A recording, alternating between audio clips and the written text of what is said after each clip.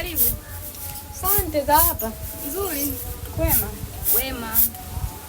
Shoga yangu. Kanifuata Mwajabu nyumbani. Mwajabu, kwenda kufanya nini? Shoga yangu.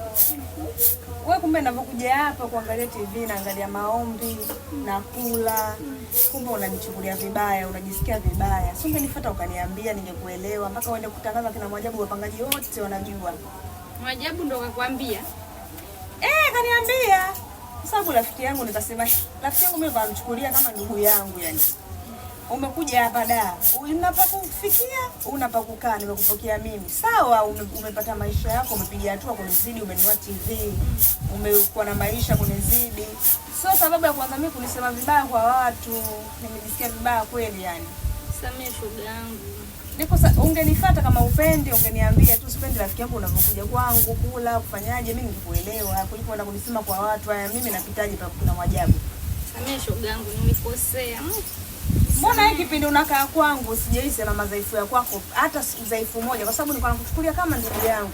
Umekuja kupiga hatua mara mbili ya kwangu mimi na kuja basi kuangalia TV kwako, nafanya makosa yani tena nilikuwa mimi tena nataka kugeuka adui yako. Kweli? Nimekosea shoga yangu, nisamehe.